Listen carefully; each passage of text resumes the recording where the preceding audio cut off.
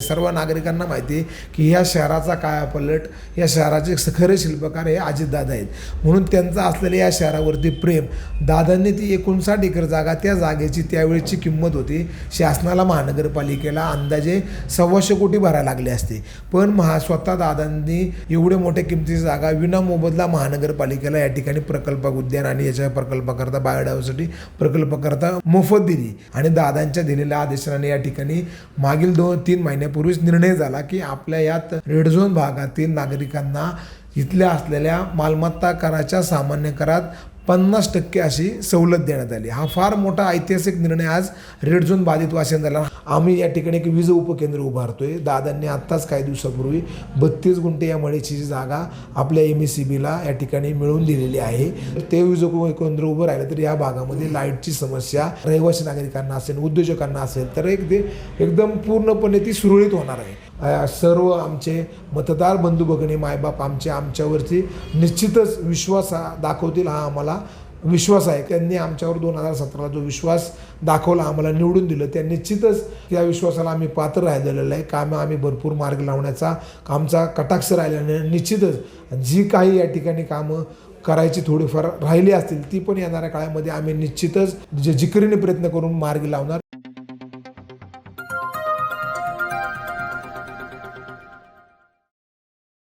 आज आपण पाहतोय स्वराज्य संस्थेच्या निवडणुका तोंडावरती येऊन ठेपलेला पाहायला मिळून येत आहेत. त्याच माध्यमातून आम्ही प्रभागामध्ये जातोय, प्रभागातले जे उमेदवार आहेत त्यांच्याशी बातचीत करतोय. खरं तर आज आम्ही भोसरी विधानसभेतील तळवडे रुपीनगर भागामध्ये आहोत, प्रभाग क्रमांक 12 मध्ये आहोत. खरं तर या ठिकाणी जर पाहिलं गेलं तर राष्ट्रवादीचा बालेकिल्ला म्हणून समजला जाणारा पंकज भालेकर यांच्या माध्यमातून इथल्या तळवडे रुपीनगर भागातील कशा पद्धतीने विकास झाला ही नागरिकांना सांगायची आवश्यकता नाही, मला तर असं वाटते. कारण खूप चांगल्या पद्धतीनं इथल्या भागामध्ये विकास झाला आहे. त्याच माध्यमातून राष्ट्रवादीचा पॅनल 2017 भरघोस मतं घेऊन या ठिकाणी निवडून आला आणि त्याच्यावरतीच विश्वास ठेवून नागरिकांनी जी काही मतदान स्वरूपी जी काही त्यांच्यावरती विश्वास टाकून त्यांना मतदान केलं, त्यांचाच आशीर्वाद म्हणून त्या प्रभागामध्ये कामकाजाला यांनी सुरुवात केली. खरं तर या सर्व विषयावरती बोलण्यासाठी माझ्याबरोबर आहेत खरं तर तळवडे रुपीनगर भागातील टॉप नगरसेवक म्हणून त्यांची ओळख आहे, पंकज भाऊ आहेत माझ्यासोबत. भाऊ, खरं तर तुम्ही या भागातून चांगलं मतधिक्य घेऊन तुम्ही निवडून आलात. 5 वर्ष तुम्ही कामकाज देखील पाहिलं, परंतु मधल्या काळामध्ये प्रशासक लागू झाल्यामुळे अनेक अडचणीचा सामना करावा लागला. खरं तर 5 वर्षात कोणती कामकाजं मार्गी लागली? मला या ठिकाणी खरं सांगायला आनंद वाटेल की आपण आत्ताच म्हटले की 2017 साली या प्रभाग क्रमांक 12 तळवडे रुपीनगरमध्ये 4ही या ठिकाणी राष्ट्रवादी काँग्रेस पक्षाचं पॅनल अजितदादांच्या नेतृत्वाखाली या ठिकाणी निवडून आलं. आणि त्यानंतर जो गेल्या 5 वर्षाचा काळ असेल, नंतरचा 4 वर्षाचा प्रशासकीय काळ असेल, तर या काळामध्ये सर्व काम करत असताना सगळ्यात महत्त्वाचं या ठिकाणी जे काम झालेलं आहे, आपल्याला माहिती आहे की आपला हा आमचा संपूर्ण प्रभाग हा रेड झोनमध्ये येतो. आणि रेड झोनमध्ये येत असताना या ठिकाणी होणाऱ्या जे विकास कामं असतील, रस्ते असतील, याला खूप अडचणी निर्माण होतात ते. पण एवढ्या वर्षामध्ये आम्ही 1997 साली महानगरपालिकेत समाविष्ट झालो आणि त्यानंतर तर आज तागात म्हणजे जवळजवळ 27-28 वर्षाचा हा कार्यकाळ आहे. तर या वर्षांमध्ये रेड झोन असून देखील या ठिकाणी सेवा सुद्धा नाही, पण या भागातला सर्व नागरिक, मग तो इथला कामगार वर्ग असू द्या, इथला उद्योजक असू द्या, सर्वजण या ठिकाणीच्या जे घरं असतील, इंडस्ट्रीज असतील, सर्वांना टॅक्स हा जो आहे तो शहरातील इतर भागाप्रमाणे जो डेव्हलप्ड एरिया आहे शहराचा इतर भागातला, त्याच परिणामात टॅक्स द्यायला लागत होता. ही बाब आमच्या या ठिकाणी निदर्शनास आली आणि ही बाब मी आपले राज्याचे उपमुख्यमंत्री आदरणीय आमचे नेते अजितदादा पवार साहेबांच्या कानावरती घातलं की ह्या भागातला ही अन्यायकारक जी गोष्ट आहे, जो या भागात महानगरपालिका टॅक्स घेते पण सेवा सुविधा इतर भागांप्रमाणे देत नाही, पण टॅक्स पण इतर भागाप्रमाणे घेते, हा अन्यायकारक. इथला टॅक्स कुठंतरी कमी झाला पाहिजे कारण की रेड झोन असल्या कारणानं. तर महानगरपालिकेनं त्यानंतर अजितदादांनीच त्यावेळेस तत्कालीन आयुक्तांना आदेश दिले की ही बाब पडताळून या ठिकाणी याच्यातली सत्यता पडताळून आपण या ठिकाणी कारवाई करावी.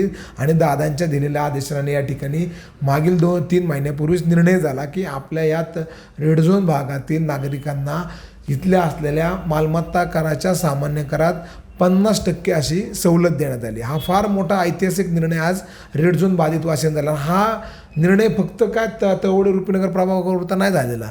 या ठिकाणी रेड झोन ज्या शहरामध्ये आहे, चिखलीतला काही भाग असेल, तळवडे असेल, निगडी असेल, रावेत किवळेचा भाग असेल, चरोली, दिघी, भोसरी, ज्या भागामध्ये रेड झोन आहेत त्या रेड झोनमध्ये अंदाजे 60-70 हजार मिळकतींना याचा फायदा होणार आहे. म्हणजे हा जो फायदा आहे की हा संपूर्ण रेड झोन बाधित लोकांना होणार आहे. निश्चितच ज्या भागामध्ये महानगरपालिका 100% तिथं विकास करू शकत नाही, तिथं विकासाला मर्यादा आहे रेड झोनमुळं, पण नागरिकांना तिथं टॅक्स घेत होते, तर कुठंतरी आता त्याचा खूप मोठा दिलासा ह्याच्या माध्यमातून नागरिकांना मिळालेला आहे. खरं तर आपण पाहिलेत भाऊ, गेल्या 5 वर्षामध्ये खरं तर इथला विकास थांबलेला नाही. विकास अशा पद्धतीनं गतिमान होत गेला की ज्यावेळेस म्हणजे तुम्ही या भागातलं नेतृत्व करताय तोपर्यंत इथल्या भागातल्या सगळ्या नागरिकांचे प्रश्न आहेत खरं तर सगळे मार्गील गेल्या 5 वर्षामध्ये त्यांनी लावलेले पाहायला मिळून येत आहेत. त्याच माध्यमातून तसं पाहिलं गेलं तर या ठिकाणी जो काही या ठिकाणी जो बायोडायव्हर्सिटी जो काही प्रकल्प आहे त्यासाठी सुद्धा तुम्ही खूप मेहनत केली, अनेक पाठपुरावे केले, त्याला देखील तुमच्या प्रयत्नाला यश आलं. ते कशा पद्धतीनं तुम्ही पाठपुरावा केला आणि कशा पद्धतीनं त्या ठिकाणी यश आलं तुम्हाला? तर तो त्याच्या संदर्भात सांगायचं म्हटलं तर आमच्या ज्या प्रभागामध्ये त्या प्रभागामध्ये पूर्वीपासून आपली तळवडे गावची गायरांची जागा होती, ती 59 एकर गायरान जागा होती. तर फार पूर्वीपासून त्यावरती माती महानगरपालिकेकडे हस्तांतरित नव्हती झाली, ती शासनाकडेच होती. पण ज्यावेळेस आम्ही या ठिकाणी नगरसेवक म्हणून निवडून आलो या प्रभागामध्ये, तर त्या दिवसापासून मी अजितदादांकडे याचा पाठपुरावा करत होते की ती जागा आम्हाला महानगरपालिकेला वर्ग करा आणि त्या ठिकाणी चांगलं उद्यान, मोठा प्रकल्प या ठिकाणी व्हावा म्हणून. आणि त्या संदर्भातच त्या काळामध्ये आम्ही ती 59 एकर जागा त्यावेळेस अजितदादा तत्कालीन उपमुख्यमंत्री आणि त्यावेळेस अर्थमंत्री पण त्यावेळेस पण होते ते.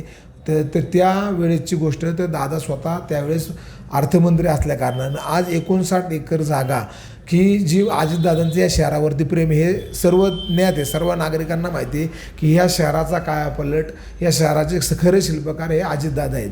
म्हणून त्यांचं असलेलं या शहरावरती प्रेम, दादांनी ती 59 एकर जागा, त्या जागेची त्यावेळेची किंमत होती शासनाला, महानगरपालिकेला अंदाजे 125 कोटी भरायला लागले असते, पण स्वतः दादांनी ती जागा विनामोबदला, एवढे मोठ्या किमतीची जागा विनामोबदला महानगरपालिकेला या ठिकाणी प्रकल्प, उद्यान आणि याच्या प्रकल्पाकरता बायोडायव्हर्सिटी प्रकल्पाकरता याच्यामध्ये मोफत दिली.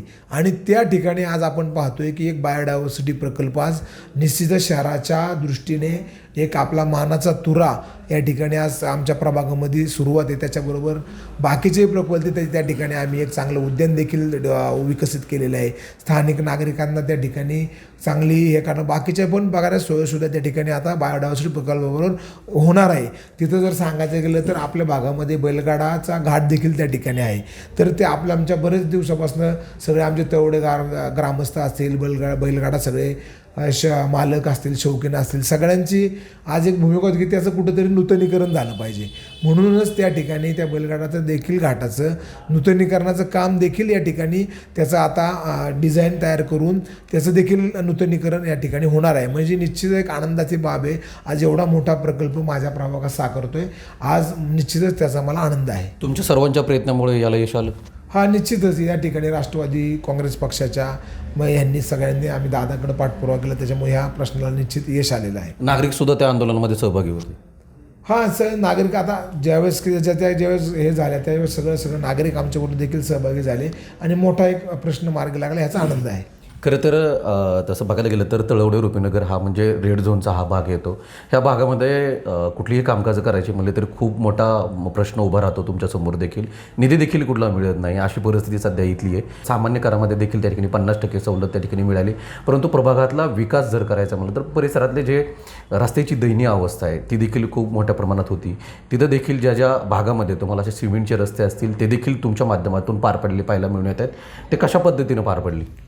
तर या भागामध्ये काम करत असताना आम्ही आमचा जो प्रभाग होता त्या ठिकाणी कसं असतं, आता इथं रेड झोन आहे, आता मोठे विकास कामं जरी होत नव्हती पण आम्ही असे वेगवेगळे मार्ग काढले की आमच्या या परिसरामध्ये तळवडे रुपीनगर प्रभागामध्ये खासदार निधीच्या माध्यमातून आम्ही त्याच्यामध्ये बरेचसे जे इंटरनल रस्ते आहेत ते बरेचसे इंटरनल रस्ते हे सिमेंट कॉन्क्रीटचे केले आणि निश्चितच आज त्या तेथील नागरिकांना चांगला दिलासा आणि एक बरेच दिवस टिकणारे चांगले असे सिमेंटचे रस्ते आम्ही उपलब्ध करून दिले, जेणेकरून नागरिकांना त्या ठिकाणी रस्त्यांची समस्या उद्भवू नये आणि जे काय राहिले असतील ते पण येथील पुढच्या काळामध्ये आम्ही या ठिकाणी पूर्ण करण्याचा आमचा प्रयास निश्चित राहणार आहे. खरं तर तसं बघायला गेलं तर आपल्या या भागामध्ये अनेक अशा दुर्दैवी घटना घडलेल्या पाहायला मिळणार आहेत. ज्या ओपन तारा आहेत त्या देखील सध्या या आपल्या भागांमध्ये पाहायला मिळतात. अंडरग्राऊंड जशा पद्धतीनं झालं आहे ते सुद्धा आपण पाहिलं, ते देखील प्रश्न तुमच्या माध्यमातून मार्गी लागलेला आहे. काय सांगाल?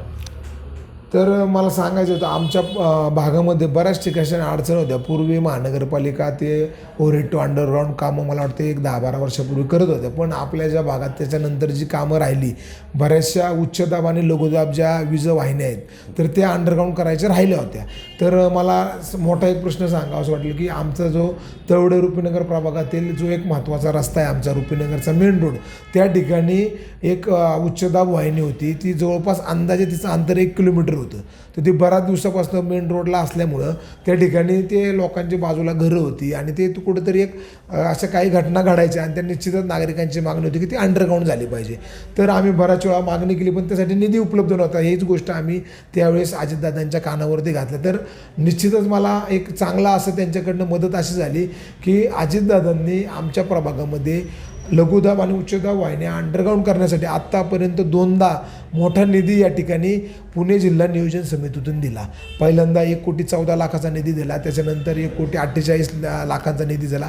असा 2 वेळा एकूण 2,62,00,000 निधी या ठिकाणी आमच्या प्रभागामध्ये दिला. त्यातली बरीचशी ओव्हरहेड टू अंडरग्राऊंड काम झालीत आणि आताही काही अजून कामं बाकी आहेत. ते आता येणाऱ्या काळामध्ये उर्वरित कामं देखील आता पूर्ण होणार आहेत.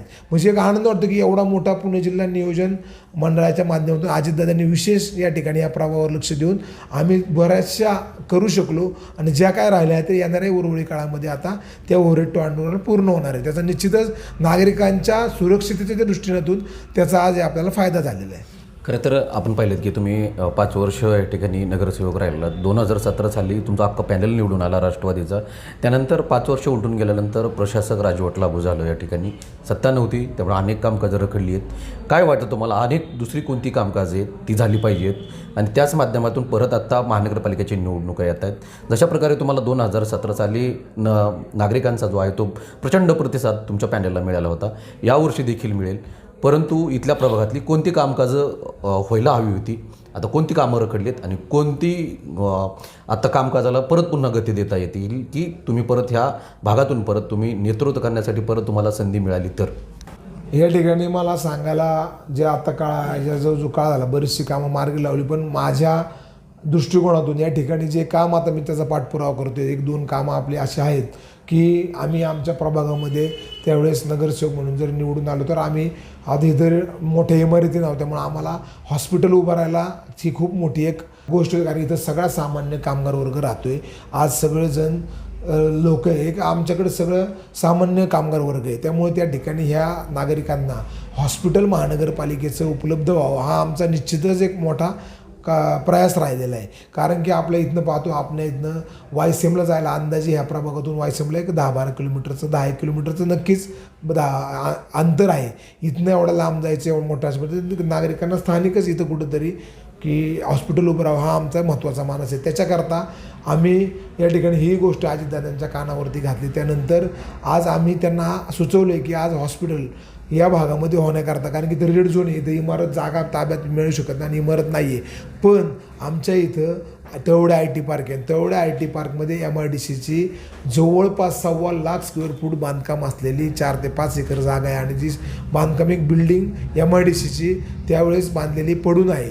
तर आम्ही तिचा पूर्ण महानगरपालिकेला मागणी केली की ती इमारत आपल्याला आपण MIDCकडनं मोफत घ्यावी आणि जेणेकरून तिथं आपल्याला हॉस्पिटल उभारता येईल. कारण की इथं बांधकाम करू शकत नाही, पण ती बांधकाम करून तयार आहे पूर्वीच ती, त्यामुळं ती मिळू शकते. तर ते त्याच्या संदर्भातला आता ते अंतिम स्टेजला आहे. तसा प्रस्ताव प्रस्ताव महानगरपालिकेने MIDCला दिला आणि MIDCने तो प्रस्ताव त्यांच्या वरिष्ठ मंत्रालयात त्यांच्या विभागाकडे पाठवलेला आहे. तर निश्चितच आता येणाऱ्या काळामध्ये आता जर महानगरपालिका निवडणुका एखाद्या वेळेस तो निवडणुका लागायच्या आधी पण निर्णय येईल की ती इमारत आपल्याला महानगरपालिकेच्या ताब्यात मिळेल किंवा काही दिवसांनी मिळेल. पण तो निश्चितच आज ना उद्या तो हॉस्पिटलचा प्रश्न आम्हाला मार्गी लावायचा का, तो येथील स्थानिक नागरिकांच्या दृष्टीने, इथल्या जवळपासच्या कामगार सगळं वर्गाच्या दृष्टीने फार मोठी बाब असणार आहे की एक महानगरपालिकेचं अद्ययावत हॉस्पिटल आम्हाला ह्या प्रभागामध्ये ते विकसित करायचं आणि ते निश्चितच येणाऱ्या काळामध्ये ते अंतिम टप्प्यात आहे आणि ते आम्ही विकसित करू. आणि तसाच एक दुसरा मार्ग आहे की आपण पाहतो की या परिसरामध्ये तेवढे सगळ्या आमच्या परिसरामध्ये की या ठिकाणी असलेले लघुउद्योजक असतील, या ठिकाणी जो रस्ता आमच्या तेवढे प्रभागातून जातो चाकण MIDCला, खूप ताण ह्या शहरावरती, कारण की चाकण MIDCतून पिंपरी चिंचवड शहरात यायला हा जवळचा एक मार्ग आहे आणि त्याच्यावरती एवढा प्रचंड ताण आहे. तर या परिसरात होणारी वाहतूक कोंडी, त्या वाहतूक कोंडीला देखील आम्हाला या ठिकाणी पर्याय निर्माण करायचं आहे. कारण काय, ह्याला पर्यायी रस्ते, DP रस्ते विकसित झाले पाहिजे. पण पुन्हा अडचण तिथंच येते की ती रेड झोन असल्यामुळं आम्ही DP रस्ते विकसित करू शकत नाही. मग त्यालाच पर्याय म्हणून की आपण पाहतो की जर आपल्याला रस्ते विकसित करायचा असेल तर त्या असलेल्या स्थानिक शेतकऱ्यांना त्याचा मोबदला मिळाला पाहिजे. कारण की जर स्थानिक शेतकऱ्याला त्याचा मोबदला जर नाही मिळाला तर तो शेतकरी त्यासाठी जमीन आपल्याला देणार नाही. पण ह्या भागातला जो प्रश्न आहे की रेड झोनमध्ये जो आपल्याला रस्त्यांच्या विकासाकरता जो TDR मिळतो तो सिंगल आहे का, तर नाविका क्षेत्र असल्यामुळं, तर त्याची मागणी आम्ही महानगरपालिकेकडनं केली. महानगरपालिकेने तसा प्रस्ताव देखील नगरविकास विभागाला आज पाठवून बरेच दिवस झालेले आहे. तर मध्येच मला वाटते आता काही जाहीर कार्यक्रमात अजितदादांनी पिंपरी चिंचवड शहरात सांगितलेलं आहे की हा आमचा निश्चितच हा प्रस्ताव आमच्याकडे आलेला आहे की रेड झोनमध्ये रस्त्यांच्या विकासाकरता TDR हा डबल देण्याचा, तो ह्यांच्या सरकारांच्या विचार देणे की अंतिम मंजुरीला आहे, त्याची देखील मंजुरी मिळणार आहे. त्याच्यामुळं तो जर मंजूर झाला तर स्थानिक शेतकऱ्याला त्याचे मोबदला मिळेल आणि आमचा जो वाहतूक कोंडीचा प्रश्न आहे ह्याला पर्यायी 1-2 रस्ते जर विकसित झाले तर निश्चितच ह्या भागातला वाहतूक कोंडीचा प्रश्न देखील या ठिकाणी सुटणार आहे आणि त्याचा आमच्या नागरिकांना दिलासा मिळेल. खरं तर तसं बघायला गेलं तर महाराष्ट्राचे उपमुख्यमंत्री अजितदादा पवार यांचं विशेष प्रेम म्हणजे तळवडे रुपीनगर या भागावरती आहे आणि तसंच प्रेम तुमच्यावरती सुद्धा आहे. तसं बघायला गेलं तर म्हणजे 2017मध्ये जो विश्वास दाखवला तुमच्यावरती आणि अजितदादांच्या पक्षाच्या चिन्हावरती आणि अजितदादांवरती, तसाच विश्वास या येणाऱ्या महानगरपालिकेच्या निवडणुकीमध्ये नागरिक विश्वास दाखवतील निश्चितच. कारण की आपण पाहतोय की ही जी कामं झालेली आहे की अजितदादा, तुम्ही आता सांगितलं दादांचं विशेष या प्रभागावरती लक्ष राहिलेलं आहे. कारण की आज आपण पाहतो एवढा रेड झोनचा भाग असून तरी एवढी जी कामं असतील ती जर राज्य शासनाच्या माध्यमातून त्यांनी जर आपल्याला कुठलं स्थानिक प्रशासन असेल, राज्य शासन असेल की विशेष एक प्रेम म्हणूनच एवढी कामं मार्गी लावली ना. कारण की आपल्याला माहिती आहे दादा म्हणजे एक विकासाचं एक ध्येय असलेला एक आज आपल्या राज्याचे एक नुसतं विजन असलेला विजनरी नेता आहे, सगळ्या महाराष्ट्राला सर्वज्ञात आहे. निश्चितच मला आपल्याला सांगायला आवडेल की आमच्या भागात जी औद्योगिक वसाहती सगळी आणि नागरिक सगळे नागरिक रेसिडेन्शियल एरिया ते खूप आपल्याकडे रहिवासी एरिया आहे. तर आमच्या भागात विजेची समस्या जाण्याची खूप या ठिकाणी गंभीर आहे. म्हणून त्याच्याकरता विशेष बाब म्हणून आम्ही या ठिकाणी एक वीज उपकेंद्र उभारतोय. दादांनी आत्ताच काही दिवसापूर्वी 32 गुंठे या मळीची जागा आपल्या MSCBला या ठिकाणी मिळवून दिलेली आहे. तर त्या 32 गुंठ्यामध्ये या भागामध्ये एक चांगलं असं मोठं वीज उपकेंद्र उभं राहते. ते जर वीज उपकेंद्र आता काही दिवसामध्ये त्याला आता त्याचं काम चालू होईल येणाऱ्या काळामध्ये, तर ते वीज उपकेंद्र उभं राहिलं तर या भागामध्ये लाईटची समस्या रहिवासी नागरिकांना असेल, उद्योजकांना असेल तर एकदम पूर्णपणे ती सुरळीत होणार आहे. हे खूप मोठा आनंद आहे. आणि निश्चितच ही जी कामं हे आज महानगरपालिकेच्या माध्यमातून, राज्य शासन असू द्या, बाकीचे काही संस्था याच्या माध्यमातून जी कामं या ठिकाणी झालेली आहे, ह्या कामाच्या जोरावरतीच या ठिकाणी पुन्हा एकदा या परिसरातील सर्व आमचे मतदार बंधू भगिनी, मायबाप आमच्यावरती निश्चितच विश्वास दाखवतील हा आम्हाला विश्वास आहे. कारण की त्यांनी आमच्यावर 2017ला जो विश्वास दाखवला, आम्हाला निवडून दिलं, त्या निश्चितच त्या विश्वासाला आम्ही पात्र राहिलेलं आहे. कामं आम्ही भरपूर मार्ग लावण्याचा आमचा कटाक्ष राहिल्याने निश्चितच जी काही या ठिकाणी कामं करायची थोडीफार राहिली असतील ती पण येणाऱ्या काळामध्ये आम्ही निश्चितच आमचं ते कामच आहे की जी कामं नागरिकांची मार्ग लावणे ते आमचं क्रमप्राप्त आहे. येणाऱ्या काळामध्ये तीसुद्धा कामं आम्ही जिकरीने प्रयत्न करून मार्गी लावणार, एवढंच या ठिकाणी मी ठामपणे सांगतो. ज्यावेळेस आपण प्रवेश करतो देहूमध्ये त्यावेळेस अशी एक मोठी कमान आपल्याला पाहायला मिळते की आपण या देहू नगरीत आलो. तशीच एक कमान सध्या आपल्या तळवडे रुपीनगर भागामध्ये आहे. तळवडे रुपीनगर भागातील या नागरिकांची एक ओळख निर्माण झाली. ती देखील खूप मोठ्या प्रमाणात या ठिकाणी कमान टाकण्यात आली. भाऊ, तुमच्या माध्यमातून तुमच्या पाठबळाला देखील ते यश आले, काय सांगाल? आपण पाहतो की आपल्या जे तळवडे परिसर आहे हा आज आपल्याला एका बाजूला संत तुकाराम महाराज देहूला आहेत आणि आपली एका देवाळंदी रस्त्यावर आळंदीला संत ज्ञानेश्वर महाराज आहे. ही एक संतांची भूमी आहे. निश्चितच आपल्या परिसराला एक आध्यात्मिक वसा आणि वारसा आहे की आपण पाहतो की त्या ठिकाणी तळवडे परिसरातून ज्यावेळेस आता आषाढी वारी असते, कार्तिकी असते, तुकाराम महाराजांची बीज असते, तर ह्या ज्या सर्व आपल्या आध्यात्मिक सोहळ्या असतात तर त्या ठिकाणी दिवाळंदी रस्त्याला एक वेगळं महत्त्व आहे आणि दिवाळंदी रस्ता हा आपल्या तळवडे प्रभागातून जातो आहे. तर निश्चितच आपल्याला कुठंतरी असं वाटत होतं की त्या ठिकाणी आपल्या जवळ आज तळवडेनंतर देहू सुरुवात होते. देहूच्या त्या ठिकाणी संत तुकाराम महाराजांची या ठिकाणी कुठंतरी आपल्या भागामध्ये एक चांगला कमान असावा, प्रवेशद्वार असावा, माझी मनापासून आमच्या सर्वांची या ठिकाणी एक अपेक्षा होती आणि त्या निश्चितच महानगरपालिकेच्या माध्यमातून त्या ठिकाणी एक आपण भव्य असं प्रवेशद्वार श्री संत तुकाराम महाराज प्रवेशद्वार या ठिकाणी उभारतो आहे आणि आपल्याला पाहायला मिळेल की देवाळंदी रस्त्यावर तळवडेच्या हद्दीमध्ये देऊच्या लगत त्या ठिकाणी त्या कमानीचं काम चालू आहे. ते काम आता त्याचं पिलर उभे राहिलेत. आज मस्त ती एक चांगली आकर्षक दगडी कमान त्या ठिकाणी उभी राहणार आहे आणि निश्चितच तो आपल्या पिंपरी चिंचवड महानगरपालिकेच्या आणि आपल्या तळवडे प्रभागाच्या दृष्टीने एक महत्त्वाचा एक मानाचा तोरा आपल्या ठिकाणी असणार आहे. कारण की श्री संत तुकाराम महाराज प्रवेशद्वार या ठिकाणी ज्यावेळेस उभं राहील तर त्या ठिकाणी असलेले सर्व वारकरी मंडळी विविध वारीला येतात, तुकाराम महाराजांच्या बिजेला येतात, त्या ठिकाणी जाणार आहे आणि त्याचा आपण महानगरपालिकेच्या माध्यमातून आपल्या प्रभागाच्या माध्यमातून त्यांचं या ठिकाणी स्वागत करू शकणार आहे. याचा मनस्वी आनंद आहे कारण की ती आपल्या निश्चितच सर्वांचं या ठिकाणी आध्यात्मिक एक आपलं आराध्य दैवत आहे. ते खरं तर तसं बघायला गेलं तर तळवडे रुपीनगर हा जो प्रभाग क्रमांक 12 आहे, खरं पाहायला गेलं तर अजित पवारांचं विशेष लक्ष लागून राहिलं सुद्धा पाहायला मिळून येते. त्यामुळे या भागामधील जो काही विकास झाला आहे, कशा पद्धतीनं झाला, पंकज भाऊ यांच्या मार्गदर्शनाखाली अजितदादांकडे वेळोवेळी पाठपुरावा करण्यात आला. त्या भागात या तळवडे रुपीनगर भागातील अनेक असे जे प्रश्न आहेत ते प्रलंबित होते. अनेक प्रश्न आहेत त्याला वाचा फुटली आणि ते प्रश्न मार्गी लागले. त्यामुळे इथले हा सगळा तळवडे रुपीनगर प्रभागसुद्धा जो आहे तो इथले सगळे जे नागरिक आहेत राष्ट्रवादीच्या जे उमेदवार आहेत त्यांच्याच पाठीशी सध्या असलेले पाहायला मिळतात. त्यामुळे सध्या आता ज्या महानगरपालिकेच्या ज्या काही निवडणुका आहेत त्या नक्कीच आता तोंडावरती येऊन ठेपलेल्या पाहायला मिळून येत आहेत. त्यामुळे सध्या आता तितकंच पाहणं महत्त्वाचं ठरणार आहे की येणाऱ्या ज्या काही महानगरपालिकेच्या निवडणुका आहेत त्याच्यामध्ये हा राष्ट्रवादीचा जो काही बालेकिल्ला समजला जातो आहे त्याच्यामध्ये देखील भरघोस मतांनी हा देखील राष्ट्रवादीचा बालेकिल्ला विजय होईल असा विश्वास पंकज भाऊ भालेकर यांना आहे. कारण हा जो विश्वास आहे, आपण प्रभागातील नागरिकांचे जे प्रश्न सोडवले त्याच्या जोरावरती नागरिक सध्या आमच्या पाठीशी उभा राहतील असा विश्वास त्यांना आहे. अशाच नवीन अपडेट जाणून घेण्यासाठी आमच्या नव महाराष्ट्र नेटवर्कला अपडेट राहा. नव महाराष्ट्र नेटवर्कसाठी विकास चौधरी, पिंपरी चिंचवड, तळवडे रुपीनगर.